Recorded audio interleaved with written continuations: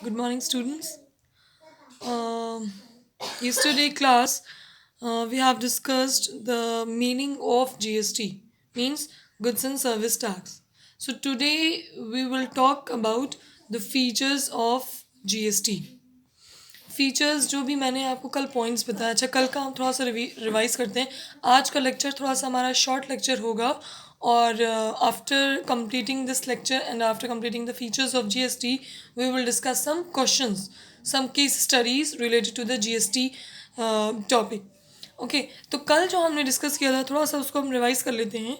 कल हमने जीएसटी देखा था. GST means goods and service tax. और प्लीज़ इसको गुड्स एंड सर्विस टैक्स ही रहने दीजिएगा. गुड या कोई और वर्ड इसमें इंक्लूड करने की जरूरत नहीं है. It is goods and service tax. Okay, कल हमने देखा था कि ये जो हमारा टैक्स है वो 1 जुलाई 2017 में इम्प्लीमेंट हुआ by the government of India. और नेक्स्ट हमने ये देखा था कि जितने भी इनडायरेक्ट टैक्सेस लगते थे तो उन सारे टैक्सेस को एक इंक्लूड करके एक नया टैक्स गवर्नमेंट ने फॉर्म किया. उसका नाम गवर्नमेंट ने रखा GST, goods and service tax. पहले हमारे एक सिंगल प्रोडक्ट पे जितने भी इनडायरेक्ट टैक्सेस लगते थे, पहले के प्रोडक्ट में आपने देखा होगा लिखा रहता including of all taxes. All taxes means all indirect taxes. तो जितने भी indirect taxes like VAT, excise duty, octroi, service tax, ठीक है. तो ये जितने भी हमारे इनडायरेक्ट टैक्सेस हैं उन सबको मर्ज करके हमारा एक नया टैक्स फॉर्म हुआ, दैट इज़ जीएसटी.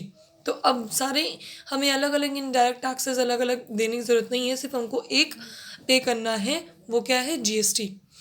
नेक्स्ट हमने ये देखा था कि जो जीएसटी होता है उसको सेंट्रल और स्टेट गवर्नमेंट ने एक मल्टीपल टैक्सेस को रिप्लेस करके जीएसटी नाम अलग सा दिया. कहने का मतलब है कि ये जो जीएसटी है वो हमारा सेंट्रल और स्टेट गवर्नमेंट डिसाइड करते हैं, या जो फॉर्म किया गया है वो गवर्नमेंट जो कि सेंट्रल और गवर्नमेंट के स्टेट के हाथ में है, उन्होंने ये फॉर्म किया. नेक्स्ट हमने ये देखा था कि जीएसटी सबसे मेन पॉइंट अगर हम बात करें तो जीएसटी हमारा जितने भी ट्रांजैक्शंस होते हैं, ट्रांजैक्शंस मींस सेल हो, ट्रांसफ़र हो, परचेज हो, बार्टर हो, लीज हो, import of goods and services हो, इन सारी चीज़ों पे हमारा क्या लगता है? जीएसटी. तो कोई भी ऐसा पर्सन या कोई भी ऐसा प्रोडक्ट नहीं होगा जो जीएसटी से हो मतलब इंक्लूड ना हो. हमने कुछ ऐसे भी प्रोडक्ट्स देखे थे, कुछ ऐसे टाइप ऑफ प्रोडक्ट जो हमारे जीएसटी में एग्जेम्प्ट हैं, जिस पे जीएसटी हमारा नहीं लगता, like petrol products, alcoholic drinks, electricity, ये हमारे जीएसटी में नहीं आते हैं. नेक्स्ट हमने ये देखा था कि जीएसटी को हैंडल करने का अलग अलग टैक्स स्लैब्स हैं. Tax slabs means tax rates. अलग अलग चीज़ों पे अलग अलग रेट लगेंगे और ये रेट्स, रूल्स एंड रेगुलेशंस कौन डिसाइड करता है? GST council. कल भी मैंने बताया था कि जो जीएसटी के जो टैक्स रेट्स हैं या रूल्स एंड रेगुलेशंस हैं उनको गवर्न कौन करेगा? GST council. जीएसटी काउंसिल में कौन कौन होंगे? Government members plus first and foremost finance minister होंगे. ठीक है. देयर आर 5 स्लैब्स और 5 टैक्स स्लैब्स इन जीएसटी. हमने उसको बताया था, आगे भी हम अभी पढ़ेंगे फीचर्स में.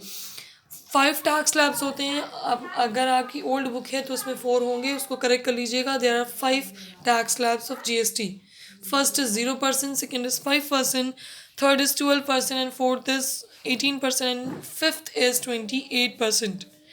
सबसे लो हमारा लगता है जितना प्रोडक्ट की प्राइस होगा उसी हिसाब से हमारा जीएसटी लगता है. फॉर एग्जांपल अगर कोई प्रोडक्ट 20 या 25 रुपीज़ का है तो उस पर हो सकता है 0% या 5% हो. कहने का मतलब जैसा जिस प्रोडक्ट का प्राइस है वैसे उस पर जीएसटी टैक्स रेट भी हमारा लगेगा. Higher the price of the commodity, higher the tax rate of that commodity.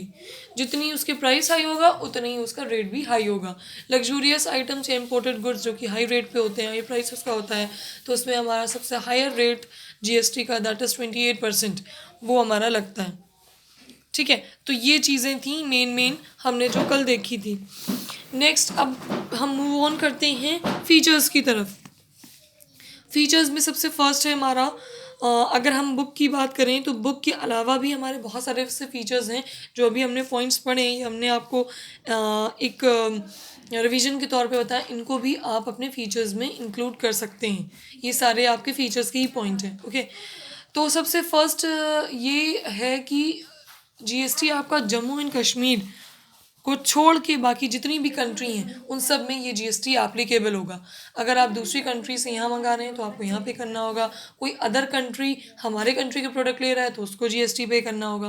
कहने का मतलब जो भी गुड्स परचेज करेगा उसको जीएसटी का अमाउंट पे करना होगा। अगर आप इंपोर्ट कर रहे हैं तो आपने गुड्स मंगवाया है, means you are purchasing something, तो you have to pay the GST. If another country person wants to purchase a product of our country, then he or she will have to pay the GST amount. ठीक है, तो Jammu and Kashmir को छोड़ के बाकी जितनी भी कंट्रीज हैं उन सब में जीएसटी एप्लीकेबल है except Jammu and Kashmir. Next हमारा ये है कि जितनी भी हमारे गुड्स एंड सर्विसेज हैं उस पर सेल और परचेज दोनों पे हमारा जीएसटी एप्लीकेबल होता है। थर्ड थिंग इज दैट कि import of goods and services treated as interstate supplies. एक कंट्री से दूसरी कंट्री में अगर सामान ट्रांसफ़र हो रहा है या आपने किसी बाहर आउटसाइड कंट्री से गुड्स को इंपोर्ट किया है तो वहाँ क्या एप्लीकेबल होगा, इंटर स्टेट। अच्छा, उससे पहले एक बात बता दें, there are 3 types of GST. First is CGST. Here it is written CGST, the full form is Central Goods and Service Tax.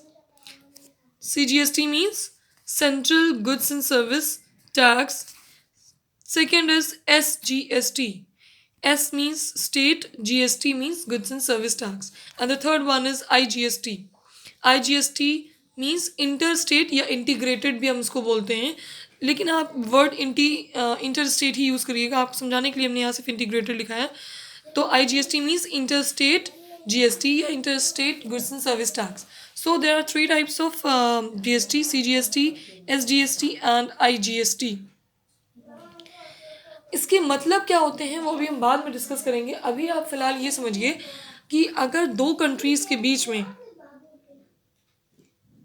Transactions हो रहे हैं, अगर हम यहाँ हैं और हमने अदर कंट्रीज़ के गुड्स को परचेज़ किया है, हमने इंपोर्ट किया है, तो वो उस कंट्री के ट्रांजैक्शंस में कौन सा जीएसटी हमारा लगेगा, IGST मींस इंटर स्टेट।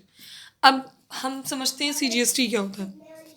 देखिए, CGST means central goods and service tax. CGST का जो रेट है वो सेंट्रल गवर्नमेंट अप्लाई करेगी और किस प्रोडक्ट पे कितना लगना है वो सेंट्रल गवर्नमेंट ही डिसाइड करेगी। इसमें हमारा इंट्रा स्टेट ट्रांजैक्शंस आते हैं, CGST में भी SGST में भी। अकाउंट्स में पढ़ा होगा, अगर उसके बावजूद आपको नहीं समझ में आया तो यहाँ आप अपने इस पॉइंट को ज़रूर क्लियर कर लीजिएगा।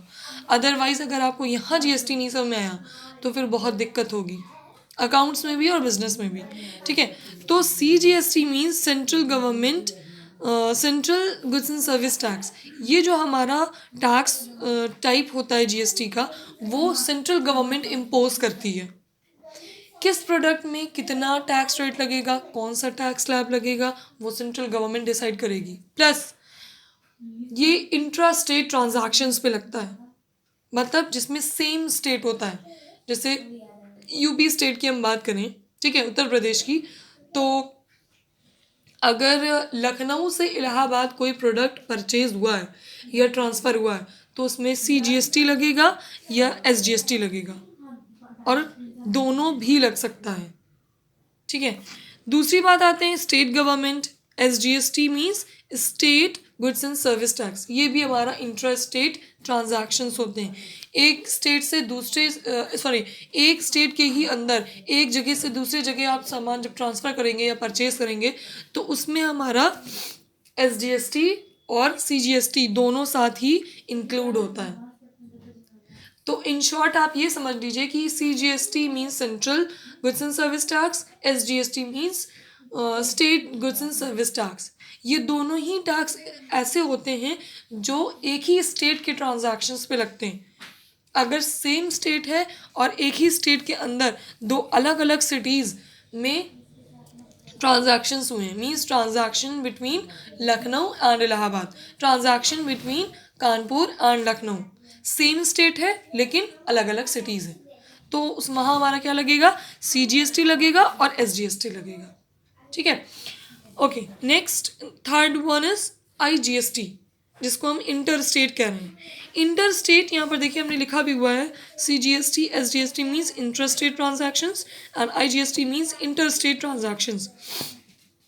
इंटर स्टेट ट्रांजैक्शंस मीन्स जब हमारे स्टेट डिफरेंट हो जाते हैं, एक स्टेट से दूसरे स्टेट जब सामान ट्रांसफ़र होता है या परचेज होता है या सेलिंग होती है, उसमें IGST लगता है।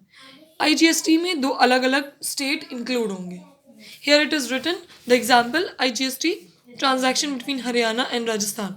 दो अलग अलग स्टेट हैं, हरियाणा अलग स्टेट है, राजस्थान का अलग स्टेट है। तो जब दो अलग अलग स्टेट के बीच में ट्रांजैक्शंस होंगे तब हमारा क्या लगेगा, IGST लगेगा। Okay, IGST means inter state. देखिए IGST में क्या होता है, जब दो अलग अलग स्टेट पे हमारा दोनों अलग अलग स्टेट हैं और उन पे हमारा ट्रांजैक्शन होता है तब हमारा IGST लगता है।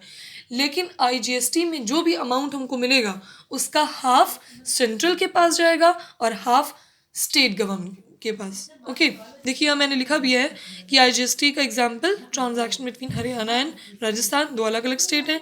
Instead of two tax only one tax will charge, दो अलग अलग टैक्स चार्ज करने की बजाय गवर्नमेंट ने कह दिया कि दो अलग अलग स्टेट के बीच में ट्रांजैक्शन हो रहा है तो इसका मतलब इंटर स्टेट लगेगा, मीन्स IGST।